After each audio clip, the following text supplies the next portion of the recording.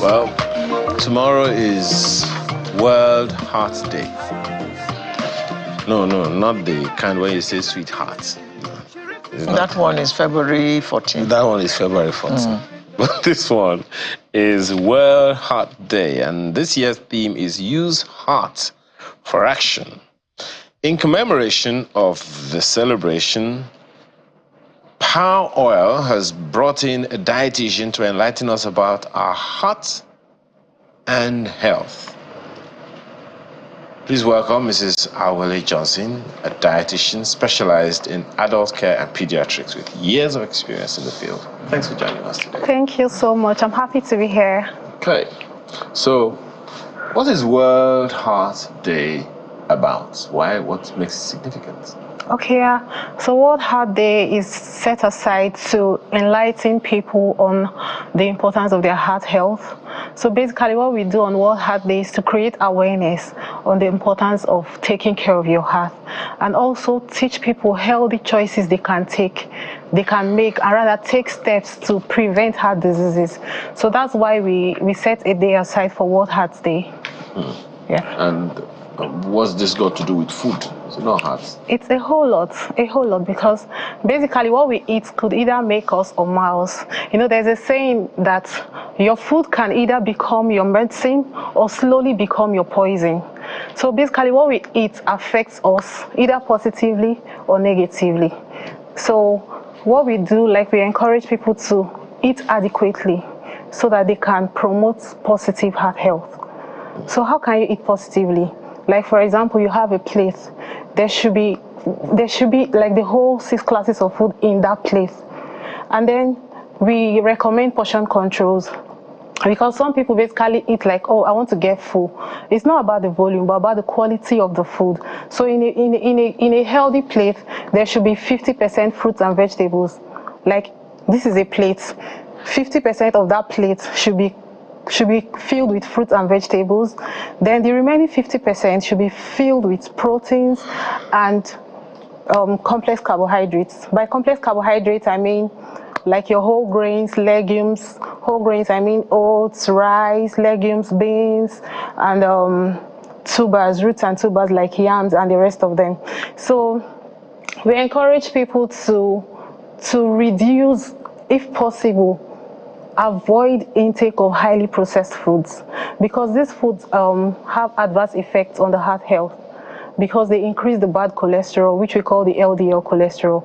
So they have an adverse effect on the heart health. So we just basically encourage people to reduce the intake of processed foods like pastries, sugary foods like carbonated drinks, and all of that. So we also encourage people to get physically active, because they say sitting is now the new smoking.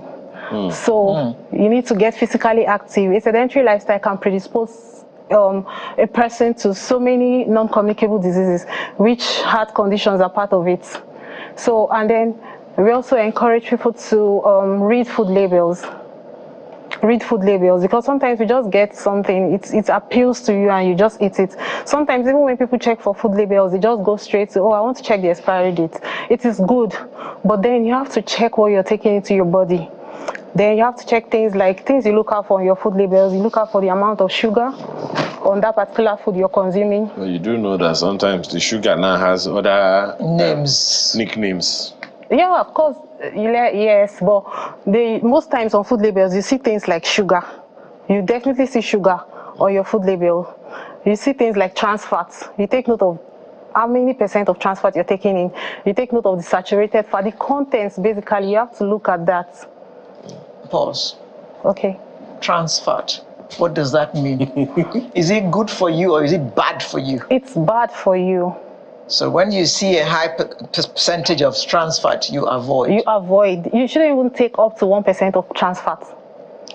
Not up to 1% of trans fat. So you completely avoid. Okay. So which fat is good for you?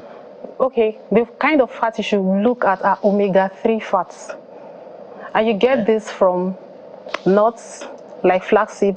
You get it from nuts like walnuts. Rather, you get it from flaxseed. You get it from fish. Oily fish. We don't get it from cashew nuts and peanuts? Yes, you get it from nuts. That's why I said you get it from cashew nuts. You only mentioned walnuts. Yes, you can get it from cashew nuts, you can get it from peanuts, you can get it from flax seeds, you can get it from chia seeds. You know chia seeds? No, what's that? Okay. Google it. Okay. So you get it from chia seeds, basically. So you also get it from fish oils, fatty fish, like catfish, salmon. Okay, yes, salmon is expensive, but you can get it from Titus. Okay. Shower fish, as cheap as it is, and people look down on it, it's very healthy. Even when it is all shower, smoked. but it's all smoked, and so it's no, they are fresh. They are fresh shower fish. You can get from the regular coal rooms. Shower. That one that looks like it has bones in it. Yes, it's healthy. It's otherwise known in Pidgin as bonga fish. I really don't know what it's called in Pidgin, but I know in Lagos it's called shower. I'm telling you. You just talked about, catfish now. Now, some people have this opinion that catfish is has unhealthy, what's that thing? It has too much zinc. Is it zinc? No, mercury. Mercury. I know. Sometimes they say the one cut from the river is more healthy than the one people rear in plastic containers.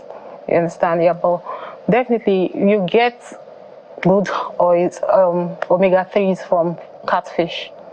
Okay. Yeah. Now, how do we ensure that what we eat is safe and good for our health? Yeah, so you have to look at the source, where you're getting these things from. And then you have to look at, okay, what nutrients are in these things? Like I had said, if you're taking in fruits and vegetables in your diet, and you're taking in whole foods, not foods that have been processed, all the fibers have been taken out, highly processed foods, then you know that these foods are safe. Then it's not just taking all these things, then you have to portion it. Because when you eat excess calories, like you eat a whole lot, you eat excess calories, the remaining extra calories that your body does not need is converted to something we call triglycerides. Although triglycerides are good for the body, but when they are in excess, elevated amounts of triglycerides in the blood can also predispose you to heart diseases. So that's why we talked about portion control. And then when you don't portion your foods, you get overweight. It predisposes you to overweight and obesity. Even when you eat the whole grains and all that, you eat excess of them, you have excess calories, it's being converted to fat, and over time you get overweight. It also predisposes you to things like diabetes. And when someone has diabetes, before you know, there is scarring of the kidney. And then when there's scarring of the kidneys, you tend to retain water. Because the nephrons in the kidneys that filters waste is unable to do that, you start retaining water. Fluid retention, and before you know, it progresses to hypertension. Do you understand? It's linked. These organs are linked to each other. Before you know, it progresses to hypertension. And then when somebody becomes hypertensive, it's a sure way to becoming having a cardiac arrest, having a heart attack, or a coronary heart disease, because then they are built up of plaques on the walls of the arteries, and before you know, the person is predisposed to a heart problem. And another thing, I'd like to also talk about is smoking. Smoking is bad for our heart health. So we should, as much as possible, stop smoking and don't even be a passive smoker, because it's also a risk factor for heart disease. You mentioned exercise earlier. Yeah. So which exercises are best for the heart? Okay, like aerobics, cardio exercises. Aerobics are good for the heart. You don't have to jump. You don't have to jump all the time. You know, some people say exercise is hard. I cannot jump, I cannot run, but you can walk. Walking is a good exercise for the heart. But the most important thing is to be consistent. So you should get in at least 150 minutes of exercise per week. That's like 30 minutes per day. So if you can walk 30 minutes per day, it's fine. Then for some people that drive, some people drive everywhere. They're always driving. You can park your car a little bit far from your office or wherever you're going to and take a walk. So basically, walking is good. Another thing about exercising is you build it up. So we don't encourage people to just, maybe you incorporated exercise into your lifestyle today and you try to do 1 hour. You try to do high intensity. Do you understand? So you build up, you start gradually, 5 minutes, 10 minutes, and you keep building up until you get there. How about those who use, because you see, building this thing is fine, but sustaining the culture might be the problem. Because sometimes, I mean, you started, I mean, you're doing so well, and then work takes you, and then before you know what is happening, you are not able to catch up with yourself anymore. What would you advise? Okay, so yeah, you can incorporate physical activity even when you're busy. Okay. You know, there's intentional exercise. Like, okay, you set this time aside for exercising. Like, okay, in the morning, I'm going to exercise 6 to 6:30. That's fine. But when you can't do that, maybe because you are busy, you could use the staircase instead of using the elevator. Like now, when you go on a break, you could just stand up and take a walk, like, before you come back on. Do you understand? So those are little ways you can incorporate exercise. Maybe when you're going to the market, instead of taking a bike or something, you just walk. So you have told them the secret, our secret in the studio now, that when we go on break, we can do anything that we want. Thank you very much. So how about children?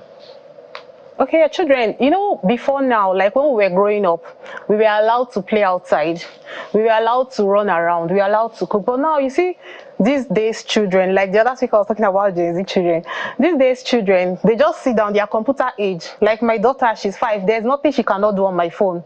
So they just carry their tab. She won't teach you how to use it. Yes. So they just carry their tab and they watch it from morning till night. They eat, and sometimes parents even give their children snacks, unhealthy snack, while watching the tab. So that predisposes them to childhood obesity. And you know, these days, hypertension and all of that is no longer for the aged. You see kids with hypertension, high blood pressure in the hospitals now. So we encourage... Kids of what age? Kids of 7, 8, yes. With hypertension, yes. So we basically encourage parents to allow their kids to play. Wait. 7 years old? Yes. Hypertension? Yes. Do they think? It's not about thinking. Of course, stress can predispose you to hypertension, but it's not about... Sometimes there's genetic predisposition and then our diets. So hypertension, even diabetes, is no longer for the aged. Cancer and all of that is no longer for the aged. Even children are now predisposed to all these non-communicable diseases because of their parents' lifestyle. Because it's only what you do that you teach your child to do. It's how you eat that you teach your child to eat. So basically, what we encourage parents to reduce screen time, because screen time is one of the risk factors for childhood obesity. So we allow your kids to play. So long and short, more active. Be more active, and then avoid alcohol completely. Anyway. But they say wine is good for the heart. Yeah. Red wine. Yeah, I've heard that a lot. Red wine is good for the heart, but the adverse effect outweighs the benefits. So it's better you take red grapes and get the full benefits without any adverse effects. Mrs. Johnson, I met Nobel laureate Wole Soyinka about 3 years ago. I had heard a rumor about him, so I confronted him. Sir, I heard that you don't drink water. He said, oh, I haven't drank water in about 20 years. So I said, what do you drink? He says, wine. I take red wine. The man clocked 90 how many weeks ago? Well, I don't believe that. Well, I don't believe that, really. Because water is very essential. I think 75% of our body is made up of water. Yes. So there's no way you can't take water and survive. Well, he doesn't. Do you know, okay. But his body already contains water. So it's not, does the water in your body come from the water that you drink?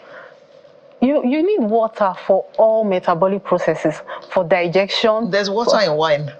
No. Okay, have you experienced a situation where you're very thirsty and maybe you get a carbonated drink? Very cold one. It doesn't do it. It doesn't do it. No. I so agree you with need water. Okay. Any final advice for us, especially parents?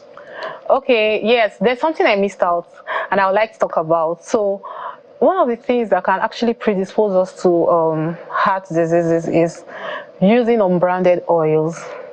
So I'll encourage us to always use branded oils. And then talking about advice for parents. Why should we always use branded oil? Okay, we should use branded oils because number one, most of it are fortified. with vitamin A, which is of public health importance. Secondly, they are polyunsaturated in the sense that they do not contain a high amount, they do not even contain cholesterol, they do not contain saturated fats, and they do not contain trans fats. So they are heart healthy. But most of these unbranded oils are very high in saturated fats. So most times if you see, you keep them and they get blocked. They are not liquid at room temperature, so they are not heart healthy. So they can actually cause plaques on the walls of the artery, which can lead to stroke, heart diseases, hypertension, and the likes. What about groundnut oil, which we don't even see anymore? I think we see that mostly in the north, because I remember then there's this my cousin that used to come to my place. She used to bring this oil that when you're cooking it on fire, it smells like groundnuts. Yeah, so we just have to use what we have. And then we have very good branded oils in Nigeria, so we should try to, incorporate all of that in our diet. Thank you so much for your time this morning. Mrs. Awale Johnson is a dietitian specialized in adult care and pediatrics. Okay, we'll bring you back for that one some other time. Thank you again for your time today. All right, thank you so much for having me. Well, she's talked to us about the things that you need, the deficiencies you may need to avoid for a healthier heart. But there is more about these deficiencies, and that's what we're talking about on Lifestyle.